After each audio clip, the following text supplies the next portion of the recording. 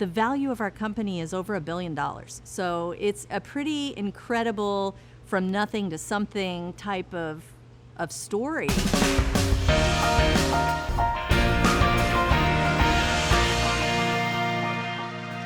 Well, it all kind of started back in around 2006 when my high school that I was working for said that they would pay for my graduate studies if I wanted to go get it. And I was a high school teacher and I wasn't making very much money, and I was about to get a divorce, and I was worried about just being able to make it and not live in my car, So I had 2 sons to raise. I was terrified. I didn't know where I was going to get any money, and I knew I needed to come up with money fast. So I took advantage of this enrichment program that the school came up with. And during those 3 years while I was getting that degree, I was still working for a radio station and also working as a teacher, but I had to come up with a master's degree thesis project. And one day, while I was sitting out by the pool grading papers, I had a cocktail with me, like all good teachers do. And I had a little votive candle, a little Aurifer's crystal candle. It had a votive in it. So I had my cocktail and that little candle, grading papers, and I had my cocktail in a glass container out by the pool. And I thought, I really shouldn't have a glass container out here by the pool. I should have a plastic container. It's a little safer. That's where the idea of the Buzzball came about, because I wanted to make something really cute that looked like that round party ball and would be like something I would make from home, fresh, and has enough kick in it to give you a little buzz. But it was made with natural ingredients and it tasted good. Didn't make you feel fat. You wouldn't have to drink like a big glug of beer or something like that to get a little buzz going. So anyway, I came up with the idea of the Buzzball, and I used that as my master's degree thesis project.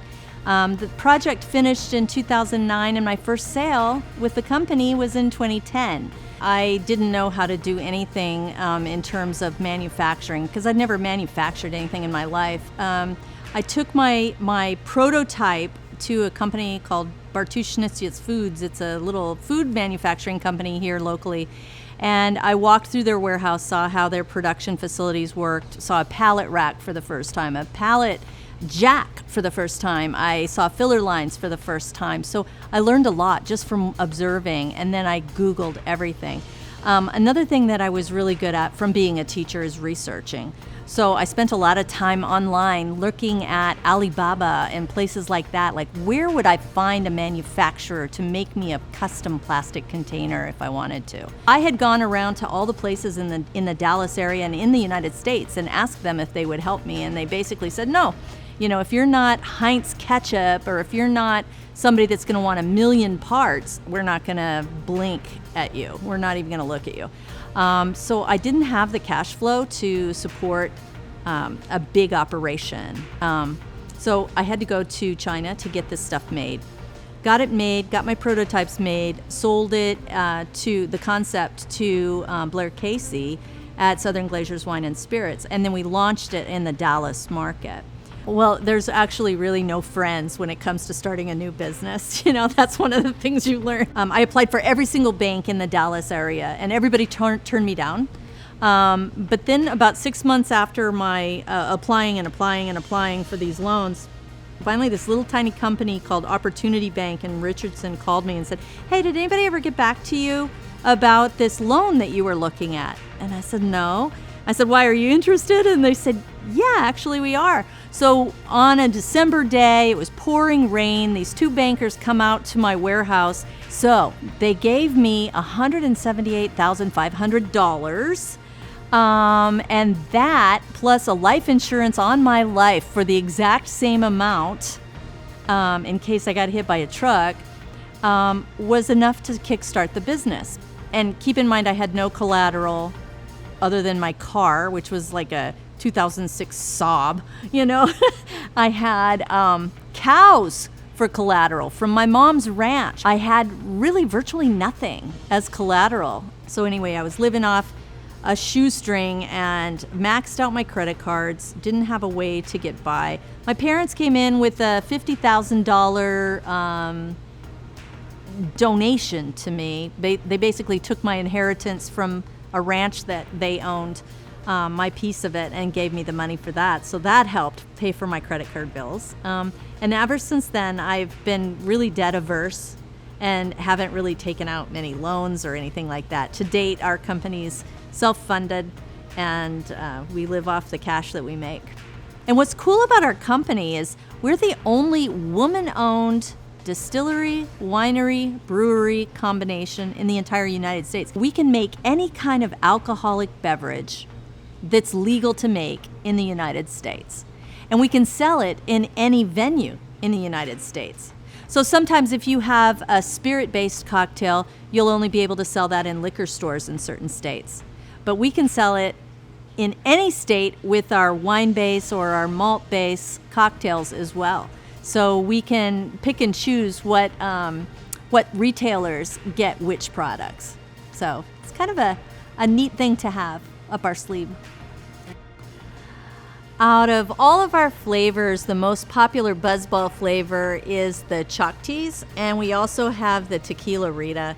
The margarita flavors are really good, and the chalk teas, it tastes a lot actually like a Bailey's Irish Cream.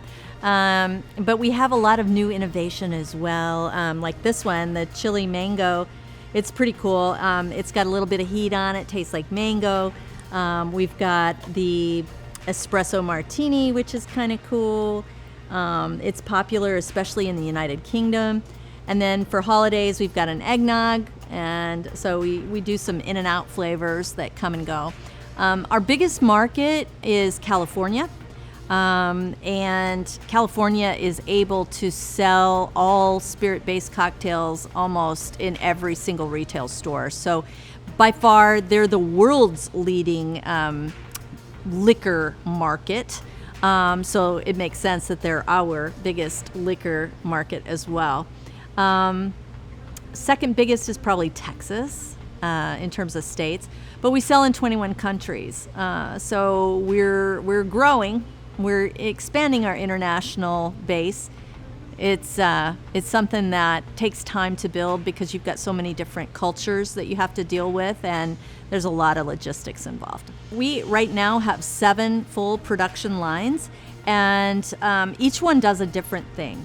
So some of them will fill bottles and put a cap on them. Some of them will fill bottles and put a cork in them, like a wine bottle type of thing, or a vodka bottle like we have back here. Something with a tea cork in it, a spirits bottle. We also have the canning lines, which will create the Buzzballz and put the lids on. And we have across the street, we have our preform making factory. We have our silk screening factory. We have our finished goods shipping and logistics factory. So we have a lot of different facets to this organization, and everything just kind of works tandemly. I am very detailed. So I get down into the bones of things. For example, every info email that comes into our account, I read. So like if a customer is angry, sometimes I'll respond, and we turn them around just because they go, oh my gosh, thanks for writing. You're the CEO of the company. Number one, didn't think anybody would write me back. Number two, thank you. This is great. So a lot of times there's just a lot of reason for our success is not only my detail, but my people's detail as well. So to me, it's very important to put out a quality product. Sometimes I'll go into the lab, we'll check the specs on what's going on, and we will go into the R&D department, and I will taste test everything that goes out the door. So anytime we have a new product of any kind, all of our new innovation, we're extremely innovative. But just the cool things that we're making here, I get to test every single thing. So it's pretty fun to be able to be a part of that creative process. I love working with my family. I love it more than anything. It's like the best of both worlds. I can be a mom and I can run the corporation with people that I know and trust, and they have my best interests at heart. I used my son as well, Alex, my oldest son, And we would sit at the pool and we would concoct cocktails together. We would talk about the idea of what would make something cool. He helped me with some of these things, like what would appeal to a 25-year-old, what would appeal to a 30-year-old, those kinds of types of flavors. He helped me a lot with that. My youngest son helped me with sweeping floors and bringing in friends to help pack boxes and things like that. My husband came in too. We were about to get a divorce and we never actually got that divorce. So my husband's the CFO of our company. When you're married, it's difficult for everybody. There's ups and downs for everybody, but one of the biggest stressors is money. And I wasn't making a lot of money. But now, today, we have grown. It's been since 2010, since our first sale. And here we are 12 years in. We've got 400 and something employees, 500,000 square feet of manufacturing space. We sell 5 million cases of these Buzzballz, which is 120 million Buzzballz out there every year. And the value of our company is over $1 billion. It's really been a turnaround story for the marriage as well. We're very family focused. We even take time off at the holidays around December 22nd to January 3rd every year. Everybody gets that time off fully paid. We have a big party, give out bonuses. Everybody shuts down. Because when I was a teacher, that was the most important thing for me, was to be a teacher, I had time off to be with my family.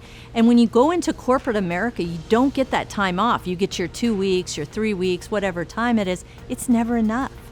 So what I said was, if I start my own company someday, I'm going to make it family-focused culture, and I'm going to make it to where people want to come to work. And I think that with having a great management team and everybody on the same cultural wave, it makes a difference to my stress level. I don't have the kind of stress that I can't cope with. My best advice, after all the things I've done through my life, is to find something you love.